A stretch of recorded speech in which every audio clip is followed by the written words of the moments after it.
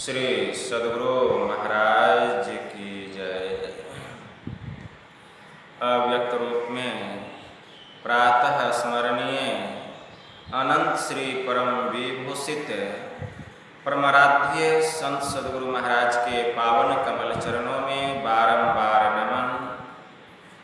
आदरणीय सत्संग प्रेमी गुरुजनों, भक्तिमती माताओं एवं धर्मशीला बहनों, यह संत मत का प्रातःकालीन का सत्संग है, जिसमें हम लोग अपनी अपनी उपस्थिति यत्र तत्र से दर्ज कर रहे हैं। इस संत मत सत्संग के द्वारा ज्ञान योग युक्त ईश्वर भक्ति का संदेश दिया जाता है। प्रत्येक प्राणी मात्र को बोध कराया जाता है कि ज्ञान क्या है, योग क्या है, भक्ति क्या है, जीव क्या है, माया क्या है, ब्रह्म क्या है। इन सभी रहस्यमयी बातों का ज्ञान सत्संग के माध्यम से यह जो जीव अबोध बना हुआ है, सत्संग श्रवण करते करते वह सुबोध और परम ज्ञानी हो जाता है। अभी हम लोग पाठ के क्रम में श्रवण कर रहे थे सत्संग योग भाग 1 से। वैदिक मंत्र में आया, वेद भगवान उपदेश करते हैं, ओम इंजानः प्रथमं मनस्तत्वाय सविता धियम अग्निर्ज्योतिर्निचाय पृथिव्या अध्यावरत। कि हे मनुष्यों, अगर तुम उस जगत प्रसव करता ईश्वर का तत्व ज्ञान प्राप्त करना चाहते हो तो सबसे पहले बुद्धि योग करो, फिर मानस योग करो तथा अग्नि की ज्योतियों को एक करके योग की दृढ़ भूमि पर अपने आप को अच्छी प्रकार धारण करो। अर्थात सबसे पहले बुद्धि योग करने के लिए कहते हैं। बुद्धि योग अर्थात सत्संग करो, क्योंकि जब तक हम सत्संग नहीं करेंगे सुबुद्धि की प्राप्ति नहीं हो सकती। गोस्वामी जी ने मानस में लिखा, बिनु सत्संग विवेक न होई, राम कृपा बिनु सुलभ न सोई, कि बिना सत्संग के सार क्या है, आसार क्या है, क्या करना चाहिए, क्या नहीं करना चाहिए, कर्तव्य कर्म क्या है, अकर्तव्य कर्म क्या है, पाप क्या है, पुण्य क्या है, विधि कर्म क्या है, निषेध कर्म क्या है, इसका ज्ञान नहीं हो सकता। इसलिए सबसे पहले बुद्धि योग अर्थात सत्संग करना पड़ेगा।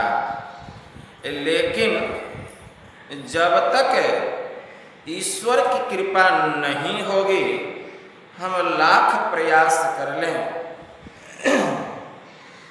यह सत्संग भी हमें मिलने वाला नहीं, क्योंकि राम कृपा बिनु सुलभ न सोई। गोस्वामी जी लिखते हैं, जब तक हरि की कृपा नहीं होगी सत्संग सुलभ होने वाला नहीं है।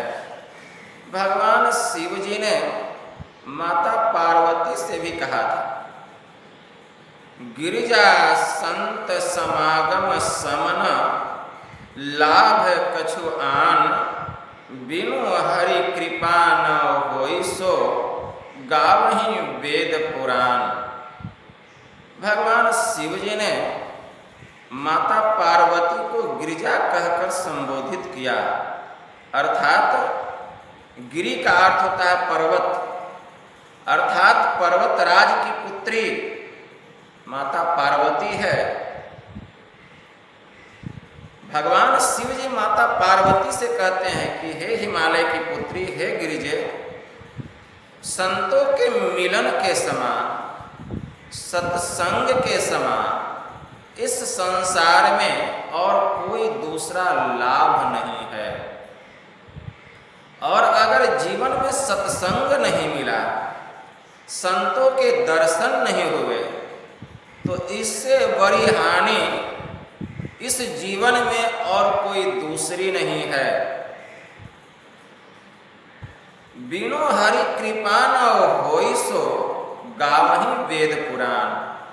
भगवान शिव जी ने भी अंत में यही बात कही जो बात गोस्वामी तुलसीदास जी महाराज ने कही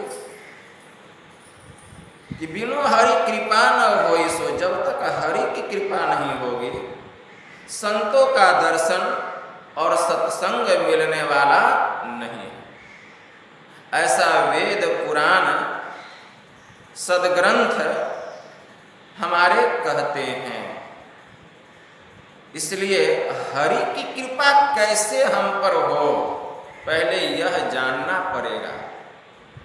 ईश्वर की कृपा कैसे हम पर हो कि हमें सत्संग मिल जाए, संतों का दर्शन मिल जाए। भगवान श्री राम ने अपने प्रजावासियों को संबोधित करते हुए कहा, पुण्य पुंज विनु मिलहि न संता, सत्संगति संस्कृति कर अंता। जब तक पुण्य का विशाल पुंज जमा नहीं होगा तब तक सत्संग मिलने वाला नहीं है, संत मिलने वाले नहीं। और यह सत्संगति संस्कृति अर्थात आवागमन के चक्र से जीव को छुटकारा दिलाने वाला है। इसलिए जब तक पुण्य का विशाल पुंज जमा नहीं होगा हमें संत का दर्शन और यह सत्संग मिलने वाला नहीं। इसलिए संत महात्मा लोग कहते हैं कि हमें शुभ शुभ कर्मों में अपने मन को लगा कर रखना चाहिए, अशुभ अशुभ कर्मों से अपने मन को हटा करके रखना चाहिए। वेद व्यास जी महाराज की वाणी में आया, पुण्य फल मिच्छन्ति न पुण्यं नेच्छन्ति मानवः, पाप फल न मिच्छन्ति पापम कुर्वन्ति यत्नतः। मानव पुण्य का फल सुख चाहता है कि हमें सुख मिले, लेकिन वह पुण्य का काम करना नहीं चाहता, उसको सुख कहाँ से मिलेगा? वह पुण्य का काम ही करना नहीं चाहता। पुनः कहते हैं, मानव पाप का फल क्या होता है? दुख। मानव पाप का फल दुख नहीं चाहता।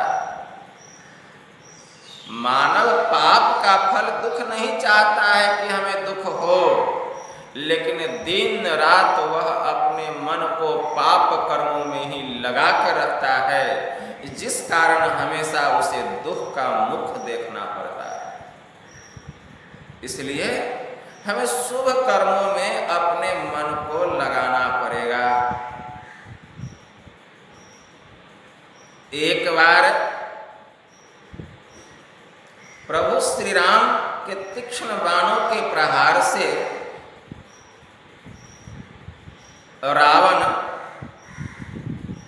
धरती पर पड़ा हुआ था। अभी उसका दम टूटा नहीं था, टूटने वाला था। रावण मरा नहीं था। प्रभु श्री राम कहते हैं लक्ष्मण से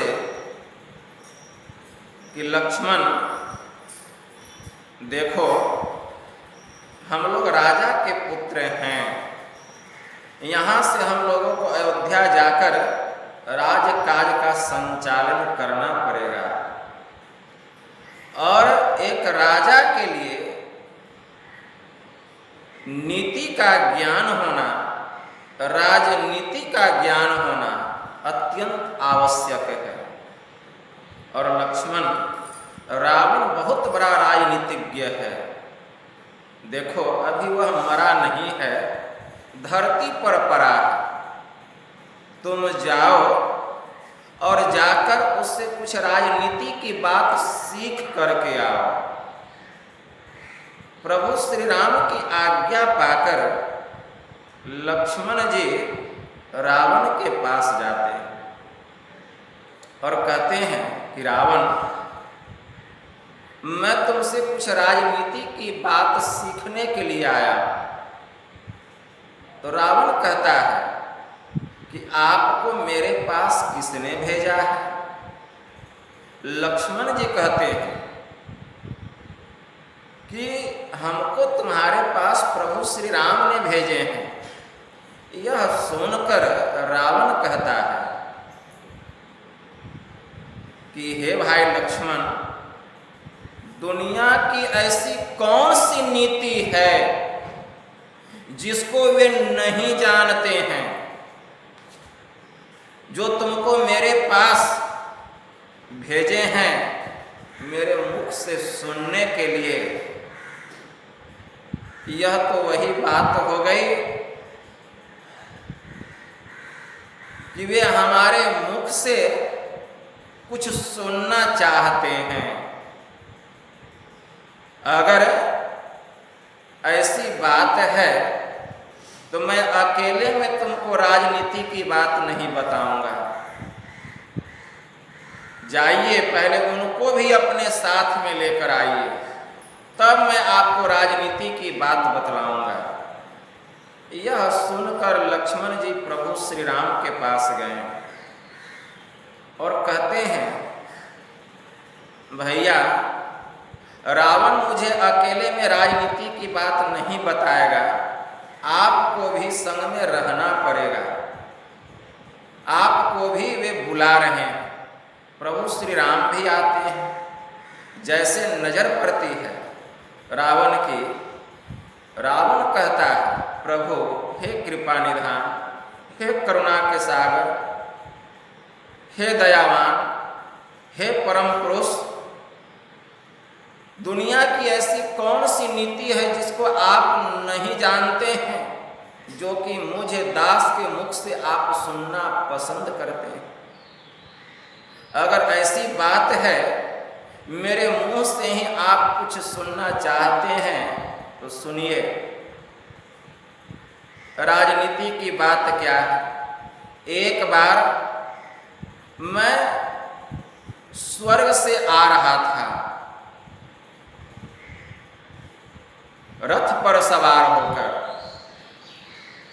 जैसे मैं कुछ आगे बढ़ने लगा, रास्ते में मुझे नरक दिखाई दिया। उस नरक में सभी जीव चित्कार कर रहे थे, विलाप कर रहे थे। उनके दुख को देखकर मेरे अंदर में दया आई और मैंने सोचा कि मैं धरती से लेकर स्वर्ग तक की सीढ़ी बना दूंगा ताकि कोई भी नरक में नहीं जाए। प्रभु, ऐसा मैं कर सकता था, लेकिन मैंने ऐसा नहीं किया। आज कल करते करते, टाल मटोल करते करते यह शुभ कर्म मैं नहीं कर सका। इस शुभ कर्म से मैं वंचित हो गया। प्रभु, जब मैंने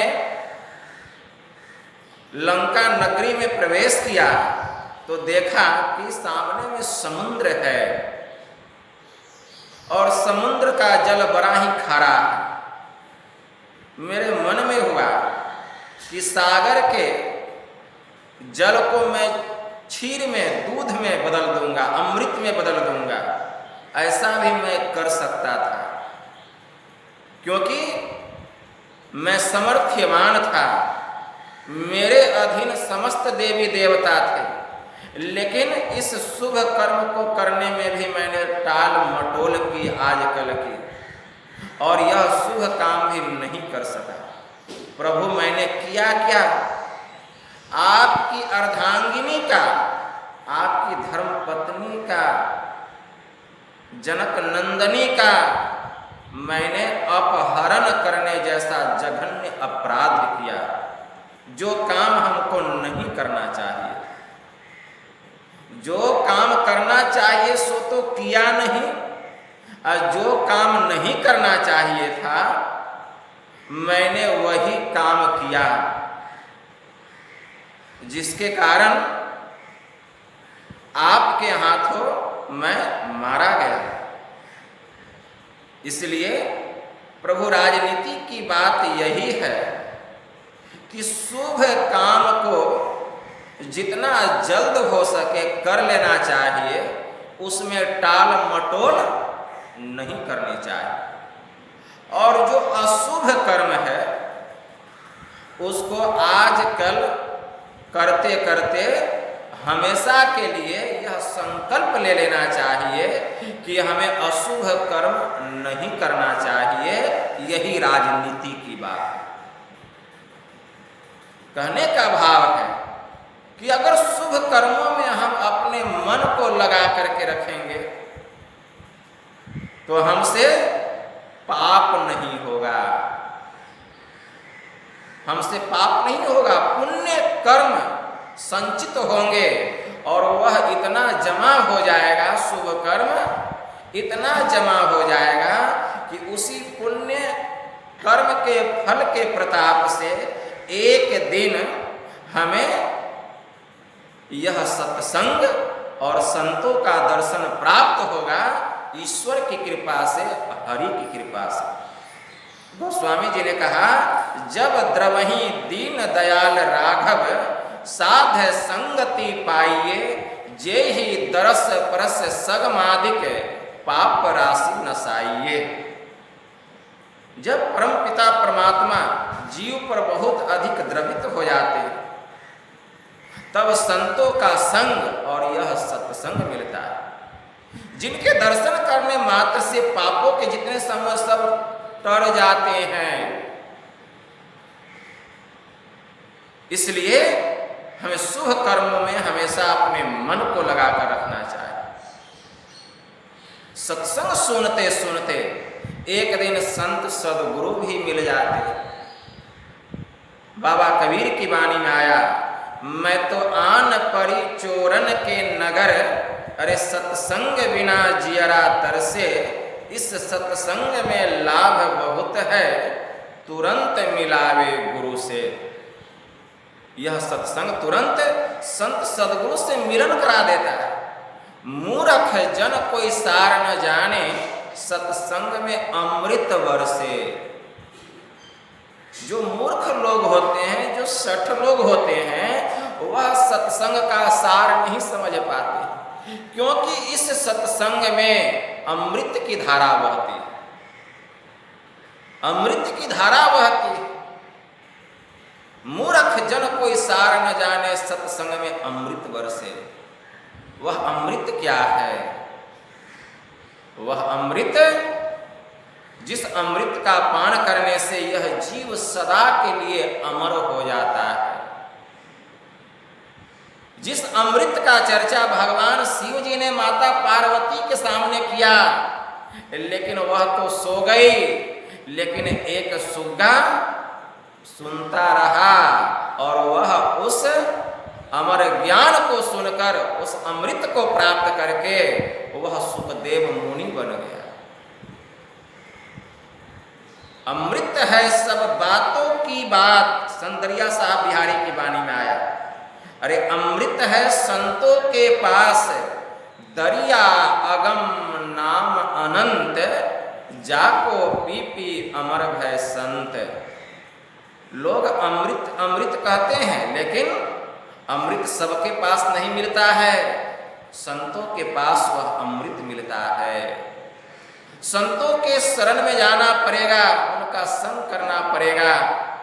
देखिए एक दिन वह अमृत हमें मिल जाएगा। वेद भगवान उपदेश करते,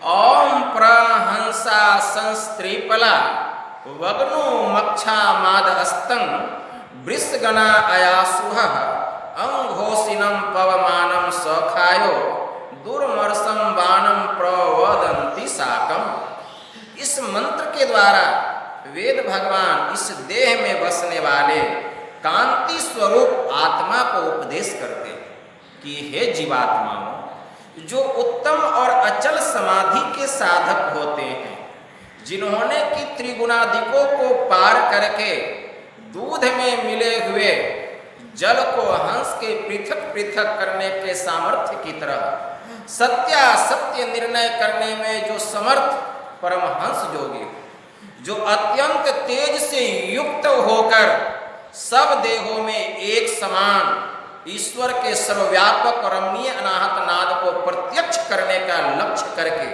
अपने भीतर में अप्रकट रूप से उस सोम रस को योगाभ्यास द्वारा प्राप्त करता है, आप सब भी उसका अनुकरण करें। वह क्या है? वही अमृत है। वह जो सोम रस है वही अमृत है। इसके लिए, उस अमृत को पाने के लिए अपने में अपने को डुबाना पड़ेगा, अपने में अपने को डुबाना पड़ेगा। अपने में अपने को डुबाना अर्थात इस शरीर के सागर में डुबकी लगानी पड़ेगी। वेद भगवान ने कहा कि जब तक इसके भीतर में डुबकी नहीं लगाएंगे अपना ज्ञान नहीं होगा, प्रभु की पहचान नहीं होगी। इस शरीर के भीतर में प्रकाश और शब्द रूपी अमृत की वर्षा हो रही है। जो कोई उस अमृत का पान करता है, उस अमृत को पीते पीते, ग्रहण करते करते एक दिन वह सदा के लिए अमर हो जाता है, मृत्यु पर विजय प्राप्त कर लेता है। कठोपनिषद में एक मंत्र आया। यम ने नचिकेता से कहा कि हे नचिकेता, अशब्दम अस्पर्शम रूपम वयम तथा रसम नित्यम गंधवचचियत अनाद्यनंतम महता परम ध्रुवम नित्याय तन मृत्यु मुखात् प्रमुच्यते। जो शब्द रहित है, जो स्पर्श रहित है, जो गंध रहित है, जो आकाश रहित है, जो अनादि और महतत्व से भी परे का है, जो सभी प्रकार के गंधों से रहित है, अनाद्यनंतम महता परम दुर्वम नित्याय तन मृत्यु मुखात् प्रमुच्यते। जो अनादि और महतत्व से भी परे का है, ऐसे सर्वव्यापक आत्मा को जान लेने पर मनुष्य मृत्यु पर विजय प्राप्त कर लेता है। वह मृत्यु पर विजय प्राप्त कर लेता है जो उस अमृत को प्राप्त कर लेते हैं। वेद भगवान ने भी कहा, ओम स योजत उरु गायस्य जुटिम वृथा क्रीडंतम मिमीते न गावः परि न संक्रीणोते तिग्म श्रृंगो दीवा हरिर्ददृश्य नक्त मृजः। इस मंत्र के द्वारा वेद भगवान उपदेश करते हैं कि हे मनुष्यों, हाथ पैर मुंह गुदा लिंग रसना आंखें नाक कान मन बुद्धि आदि इंद्रियों के द्वारा उस परमात्मा का दर्शन करना, उनको पाने की चेष्टा करना झूठ ही एक खेल करना है, क्योंकि इनसे वह नहीं जाना जा सकता, वह इंद्रियातीत है। हाँ, वह पूर्व मंत्रोक्त परमहंस योगी जिसकी ज्योति शरीर के बाहर और भीतर चंद्र सूर्य आदि अनेकों लोक लोकांतरों में नाना प्रकार की ज्योतियां प्रकट करती है और उस सोम को जो भी स्पष्ट प्रकाश से युक्त होकर दिन और रात प्रकाशित होता है उसको प्राप्त करते हैं, वही उसको प्राप्त करता है। तो जिसके भीतर में उस अमृत की वर्षा हो रही है, प्रकाश और सतरूपी अमृत की वर्षा हो रही है, वही महापुरुष उस अमृत का पान करते करते एक दिन प्रभु को प्राप्त करके, एक दिन प्रभु का साक्षात्कार करके, दीदार करके सदा के लिए अमर हो जाते हैं। वो उन्हीं में जाकर के मिल जाते हैं, उनमें और भक्त में जीव में कोई अंतर नहीं रहता है। जीव में और ब्रह्म में कोई अंतर नहीं रहता है। वे मिलकर एक में एक हो जाते हैं, उन्हीं के समान हो जाते हैं, सदा के लिए अमर हो जाते हैं। यह काम करना पड़ेगा। इसीलिए केनोपनिषद में मंत्र आया, यह चेदी दत्त सत्यम अस्ति न चेदी हा वेदिन महति विनिष्टिह भूतेषु भूतेषु विचित्य धीरा प्रत्यास्माद लोकाद मृता भवन्ति। अगर इस जन्म में ब्रह्म को जान लिया तब तो बहुत अच्छा है, और अगर उसे नहीं जान पाया तब तो बहुत भारी हानि है। विद्वान लोग सर्वत्र प्राणियों में उसे उपलब्ध करके इस लोक से जाकर सदा के लिए अमर हो जाते हैं, तब इस जीव का परम कल्याण हो जाता है। तो यही काम हमें करना है।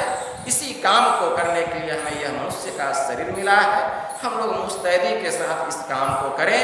एक दिन गुरु महाराज की कृपा होगी और इस काम में सफलता होगी।